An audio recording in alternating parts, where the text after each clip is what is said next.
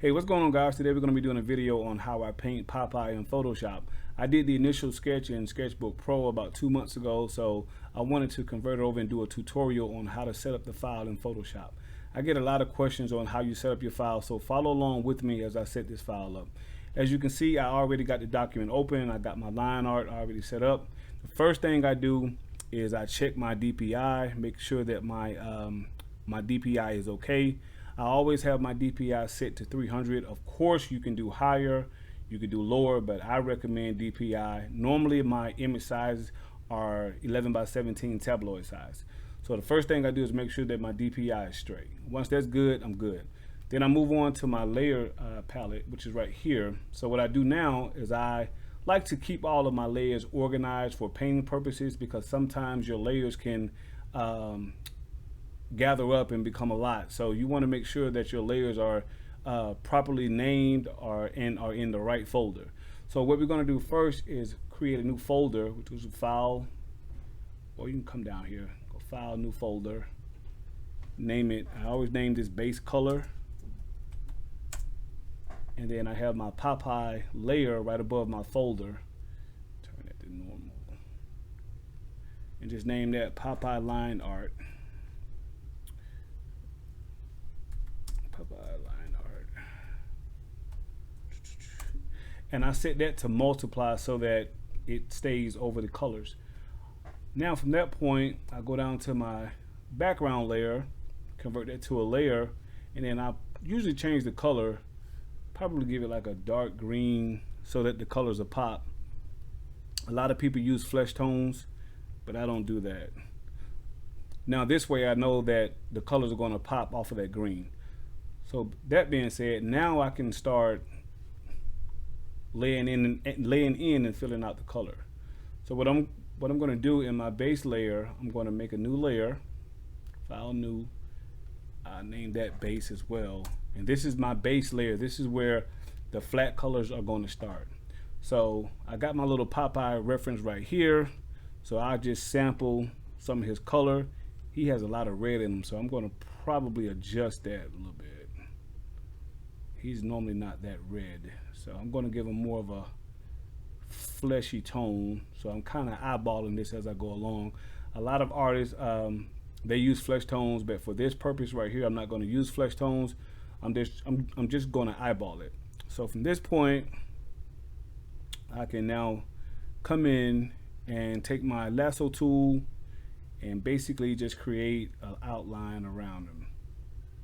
There's thousands of ways of doing this in Photoshop, but this is my method here. So I just like to go around, should have zoomed out some so I can get the full image here, but you guys get the gist of what I'm doing. And make sure that your base layer, base colors, is under your line art. Fill that in, come back up a little bit, again with the magic lasso tool, deselect that and outline that. Now for best practices, I recommend now, oh, I forgot that little bit right there, still a little green right there, and do that, and you're good. And like I said, for best practices, what I normally do next is erase all of the extra. Make sure that I have a solid brush to make sure that I erase all of the overhang of the base color that I use. So now I'm just getting rid of all of that overhang. Really don't need all that.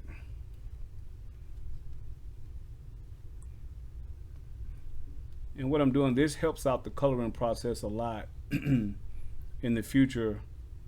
So you kind of have to do like a little maintenance with your image. And again, I'm coloring over my sketch. Usually what I do is I would ink it in with solid black lines, but for training purposes in this tutorial, I'm just going to color over the sketch. When I'm doing professional work for clients, I try to keep the lines completely black and solid.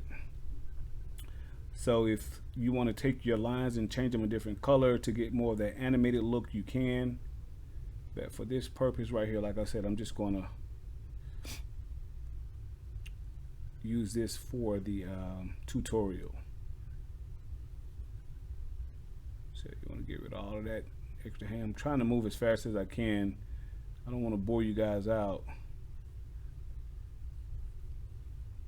And like I said, there's tons of ways of doing it. You know, I was taught this way back at the Art Institute back in the day, and I've kind of perfected it, so I kind of stuck with it. If it's not broke, you don't need to fix it. And you go all around, going around, and make sure that all of that overhang is not needed. And you'll see in a minute why I do that.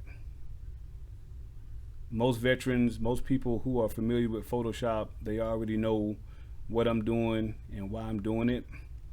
But we all have our own method of doing things. I have to shrink this brush down just a little bit. Shrink it down a little bit just to get those extra corners. I'm not going to try to be perfect with this for speed purposes. But there you go. Make sure I get all up in there. So in a nutshell, what I'm doing is I'm isolating the base layer, which is the colors, so that everything I do now will be subject to just paint inside of the base sketch. Because right now, if I use my magic wand tool and do a selection, it's going to copy everything. It's going to select all of this flesh tone I just picked. So I want to delete or erase everything I don't need so that when I'm doing certain parts of his body in certain areas of the body, I don't have to worry about collecting overhang. And I just want to stay just within that, inside those sketchy lines. That's why probably sometimes it's best to ink it in, but of course you can always sketch over the sketch. It doesn't matter to me which one I do, they're all the same. But again, for speed purposes, I just want to try to get as much of this done as I possibly can, and this will make the coloring process a whole lot easier in the future as I progress. So again, like I said, not being perfect, but I think you guys get the gist of what I'm doing here. That's all I need. There you go, get in there, get that. Oops, go back. Go back out. There you go. Got that, got that, got that right there. Good, go. Okay. That. And just go on around. And then of course you can be more accurate when you are outlining your work, so that you don't have to do all of this. But this is a step that I found useful back in my early days. And to this day, even with Sketchbook Pro, when I'm sketching in Sketchbook Pro, I'm still doing the same thing using this method right here. Just getting rid of all this excess overhang. And by no way is my way perfect, but it works for me. So I just try to do stuff that works for me, make it easier. I just try to keep it fun, keep it loose, so that I can control the image and make the image do what I want the image to do. So got that done. Of course, like I said, I didn't do a complete perfect outline, but got that done. So now we got that set. What you could do now, zoom out of this. Now when you select your Magic Lasso tool, now everything is selected. So now I can stay within those walls and do all the painting that I need to paint. So what we're going to do now is we are going to probably do a little flesh. Like I said, he's probably a little too fleshy right here. I may want to adjust this color a little bit. So I'm going to grab, like I said, that's still a little bit too much pink. We'll do this right here. That looks more fleshy. Let's see how that looks. No, we won't do that. Let's do this. Put a little red in there. Let's try this right here. This may work. Let's see how that looks. Okay, so we're gonna do that. So now I got my base all set. I'm all good with that. I don't need to bother this layer anymore. So I'm going to create another layer and put it on top of that. And I'm going to name that, just call it shades. We'll just say shades, but you can name it whatever you want to. I call it shades 1 because I'm going to probably be doing multiple layers of shading, and then maybe a layer of highlighting, and then maybe a layer of special effects. But for training purposes, like I said, we're going to call this one shades. I turned it into a multiply so that when I'm painting on top of this, it's going to show a darker hue of the base. And what I do now, I'm going to zoom in. I'm not even going to use the photo reference as a reference. I'm just going to eyeball this just for training. So now I'm going to select my brush tool. I'm going to make sure that it's the airbrush. I'm going to lower the opacity down to maybe 50%. Let's do 50%. I'm going to keep the flow at 100, and I may adjust my brush.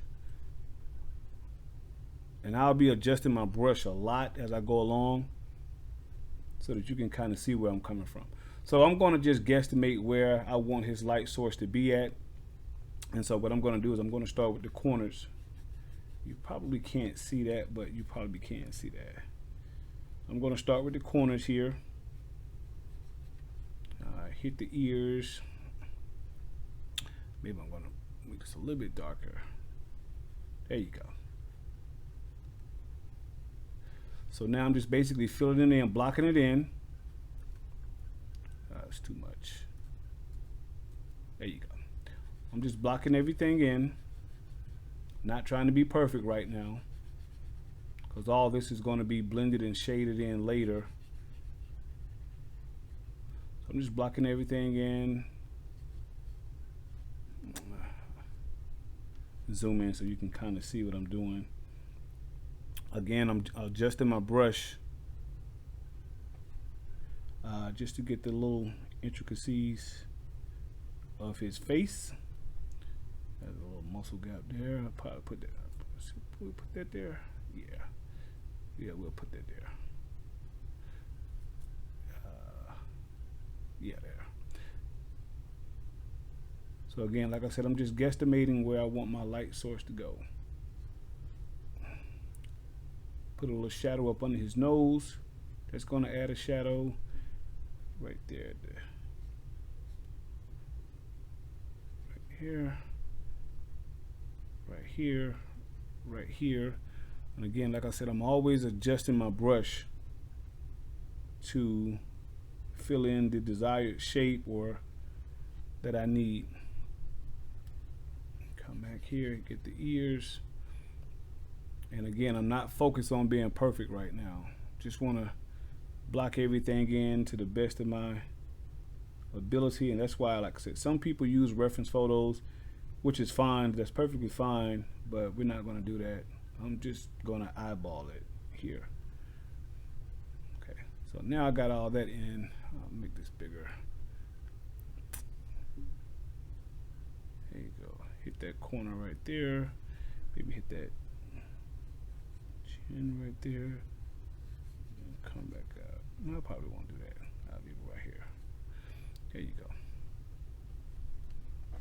So as you can see here, I already laid down some basic shadow of where I want my light source to go. Do the same thing for his arm. Again, like I said, just blocking everything in, not trying to be perfect, but just blocking everything in. This is the time where you can experiment with light and shadow And one way that I learned light and shadow was to take a lamp and then just position the lamp with a light source anywhere in the room and just see how the light bounces off your skin. And that's a good way to learn light and shadow. Of course, the further the light is away from your skin, the darker your skin is going to be. The closer the light, the more ambient your skin is going to be. So, but like I said, for this phase, you're just going to block everything in. Again, adjusting my brush. Again, I'm eyeballing this as I go along. So I'm actually making decisions as I go along. With a little practice, trial and error, you got to break some eggs, you'll be fine.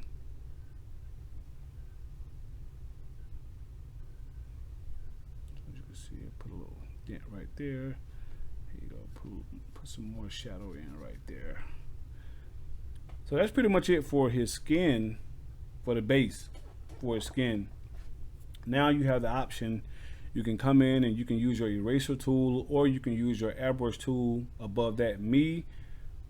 I like to use the eraser tool, and I will lower the opacity to about between 10 to 20%. And then I like to go in and blend in that shadow so that you can see it. I try to zoom in a little bit more so you can see it. I hope you can see this color that I'm using. So of course I lower my capacity, I widen my brush, and I try to blend in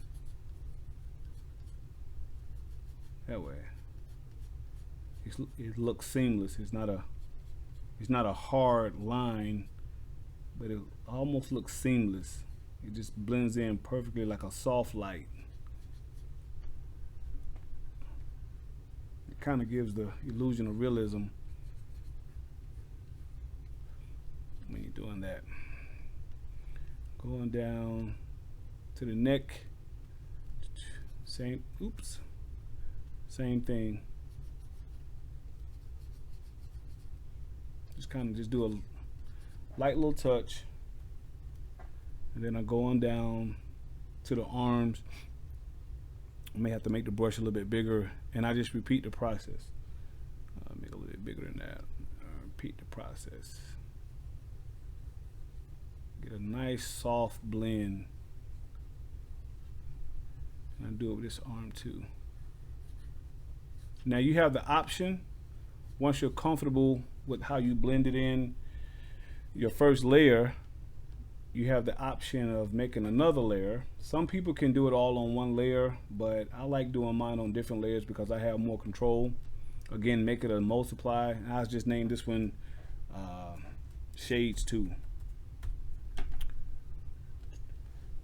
And so now you can take that same base color, and now you can darken it up a little bit. Maybe go down a shade, and you're gonna probably really see a big difference when the shadow hits. Now keep my brush at about, well, it was at 50% first, so we'll drop this down to maybe 40%,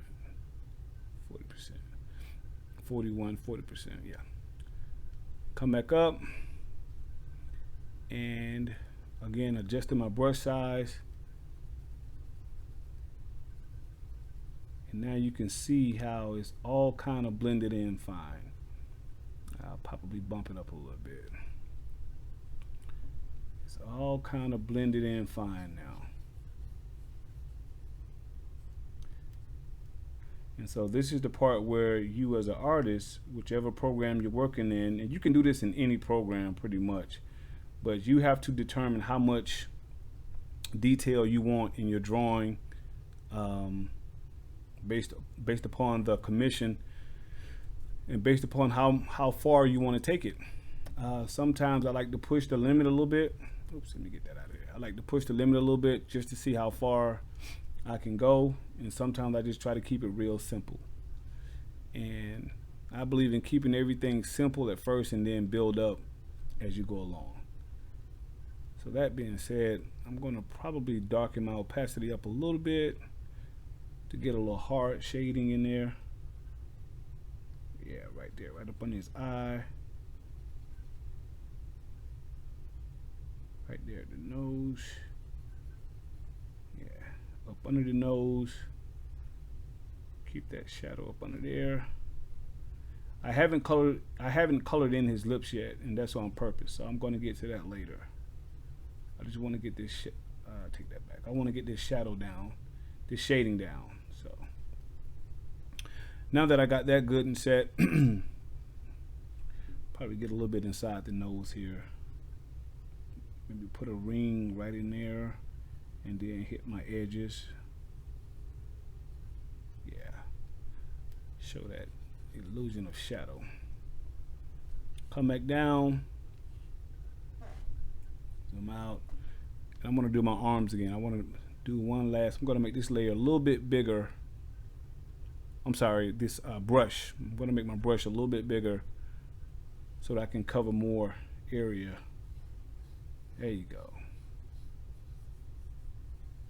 There you go.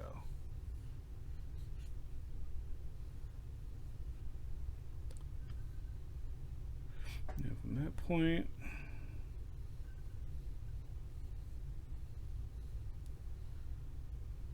so to me, I recommend when you practice, try to eyeball it, try to create your own light source and try to build off that if you can before you use a photo reference, because you can kind of get creative when you want to freestyle an image or freestyle a drawing. You can kind of create your own light source. See this can right here? We're going to put a little shadow up under there to give a little depth right there. There you go. Just give it a little shadow right there to show that can. Yeah, I'll probably put one right there. So from this point, we're all set. Now what I can do now is I can create another layer, and I'm going to name this one Flesh.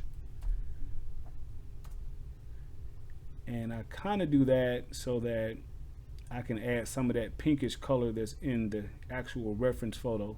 So again, I make a new layer, name it Flesh, and now I'm going to go and I'm going to play around with that pinkish reddish look he has.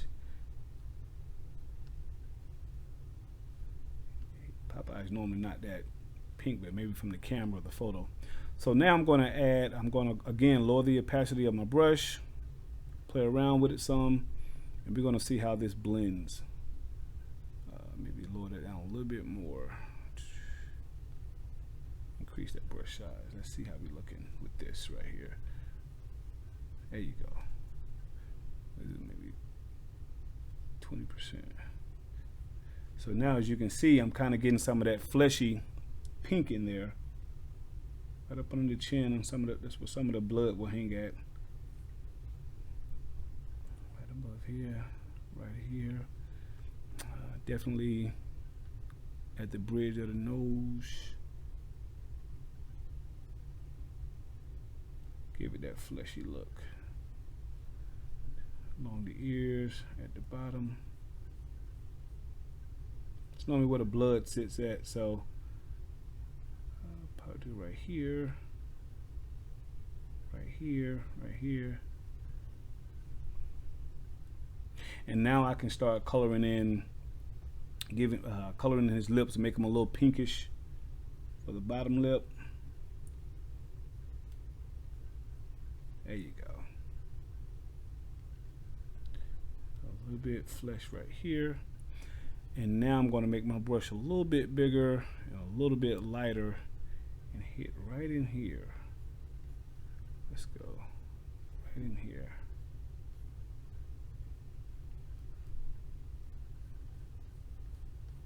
There you go.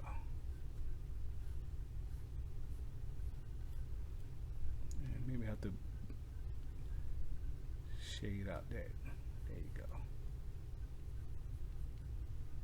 And take this layer, and as you can see it right here along the nose, that's a hard line, so I want to kind of tone that down a little bit. That's why it's good to pick your own layers, because now you get to go back into your layer and you can adjust. But that line was a little too hard for me, And so now I'm gonna fade it out a little bit, go back to my flesh layer and put a little red in there. There you go.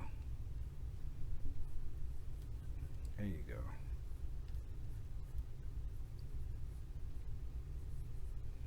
There you go.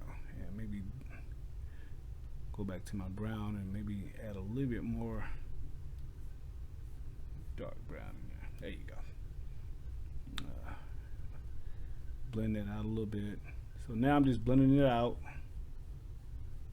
There you go. There you go. Yep. So now you got that all set. Oops. Move that out of the way. So now, of course, you do the same thing with the arms. And you can play around. And again, like I said, it's many ways of doing this. So this way works for me. Just put a little red in there. Make it a little fleshy. There you go. Definitely do some red around the knuckles where the blood will sit. Along the base. Elbows, nose, ears, top of the ears. That's where some of the blood sits at. So you kind of want to give it that little fleshy feel to it. And come back, go back down, and we're gonna do the same for the other arm. And again, I'm going along that base I built, going along the ridges, along the edges. There you go. Put a little red right in there. And that's why I think it's important to experiment with layers and play around with layers so that you'll have more freedom and control. Now, I have a friend named is Booker Long, and he can do all of this in one layer. I've never seen that before, and I think it's awesome that he can do that, man. So that's like a goal of mine, to do all of this in one layer. But I've been so trained to do it this way when I was at the Art Institute. So I'm definitely going to be getting with Booker in the future so he can train me on how to do all of this in one layer. His work is amazing. Oh, that's too much. There you go, right here. Just want to hit that neck. Now I'm going to get a little darker brown, and I'm going to take that same base that I had originally, and from the shades, I'm going to now drop it down a little bit, make it a little darker brown. And I'm going to still stay in the flesh layer, and I'm going to just go along my edges here to add like a little shadow coming in right up under the neck here. There you go. Just like that. There you go. And I'm going to also do the inside of the ear. There you go. And again, maybe around in here. That eye is pretty scrunched up, so it's probably a little darker in that area right there. Do that.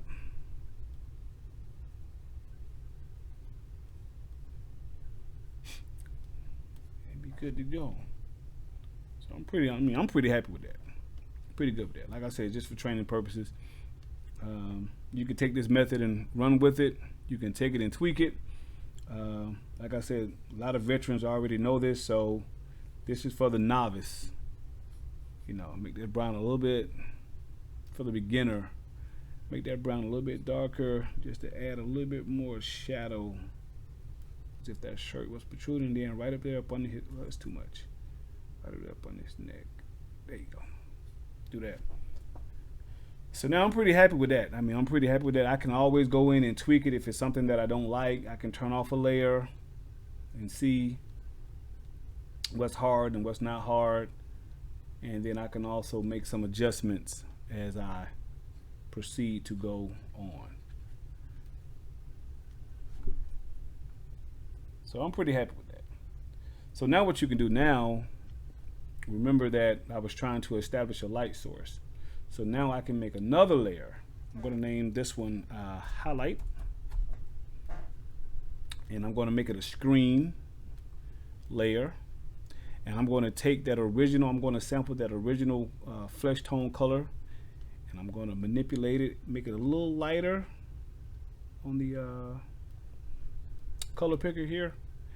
And I'm going to create a more even brighter light source. So from this point, probably keep it at about 60%, tone it down some.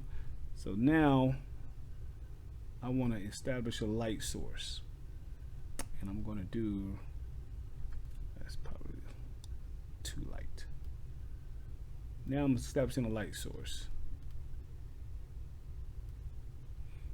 And so again, I'm just blocking it in because I'm going to probably all blend it in and shade it later. So you don't have to be precise and perfect with it. You're just trying to establish your light source.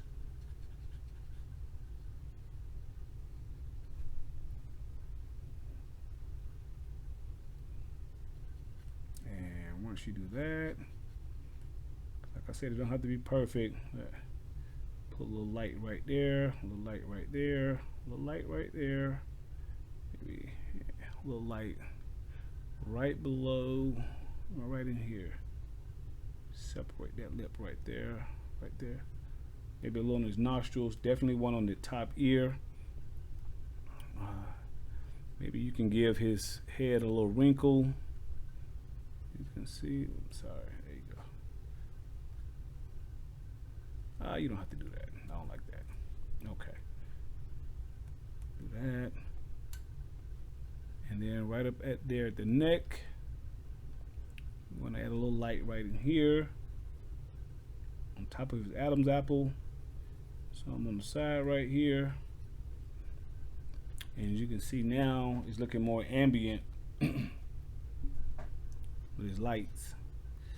Definitely on the forearm where the anchor is, make that brush a little bigger. Make it a lot bigger. And I'm just flushing it in right here in the middle. And I'll probably add another layer of shadow. Now that I'm adding in this light, I see some things that I can adjust on. So that's the beauty of it too. You can always adjust, maybe add a hard line of light, like as if it was coming up under here. There you go. Maybe put one right here. There you go. And one on the side right here. Okay. So now that I got that all set, I got my light source set in, and again, it's the same thing with your shadows. You want to go in and you want to blend them all in so that it's not those hard lines like that. So I adjust my eraser tool, come in, and now I'm going to blend in my, there you go, blend in my lights or my highlights. And like I said, there's many ways of doing it. There's no right or wrong way, but you want to do the method that works best for you.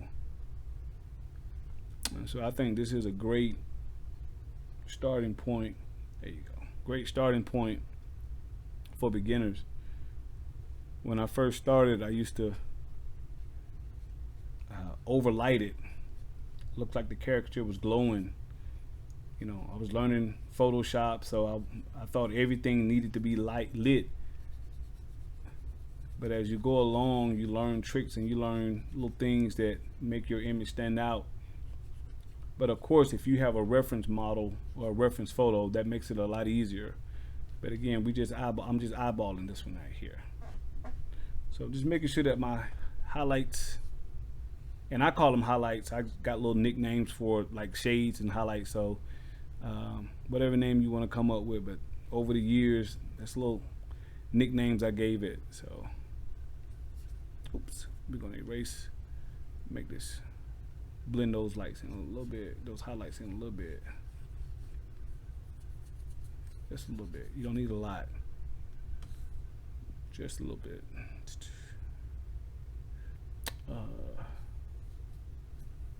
There you go. And again, just looking at this right here, there's a lot I see. I can add extra shading along this area right here, along this area right here. The face I'm pretty much happy with. So from that point, I'm good. Now I can go in and you can also use that highlight to fill in his eyes. Make your brush smaller.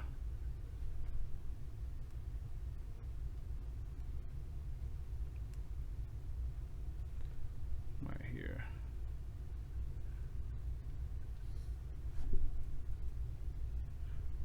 Looks like he has blue eyes. I'm looking at the reference photo, so we're going to give him blue eyes too. We're going to give him blue eyes. So I will select the blue color from my picker. Get a blue. And we'll just make a new layer. I may have to make a new layer. Name it eyes. There you go. So I'm going to make his eyes blue. That's too hard. Let's do right here. And there you go. And then you can always lower the opacity down some. Give him his blue eyes. So I'm pretty happy with that.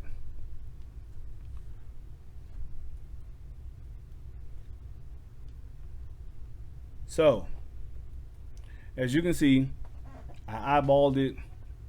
Did not use a reference photo, but I had a reference photo. But I just kind of eyeballed it, established my own light source, and I just build off of that. So in the next video, what I'm going to do is I'm going to end this one, and we're going to do the clothing, maybe his hat, his shirt, and then we're going to do his can of spinach, and then the green spinach, and then maybe in the third video we're going to bring it all together, maybe put a background on him, do some special effects, maybe have some smoke come out his little pipe right here, and then we're going to get ready and prep for post-production. So until then, check it out. If you have any questions, feel free to message me on Facebook, Instagram, YouTube. It doesn't matter.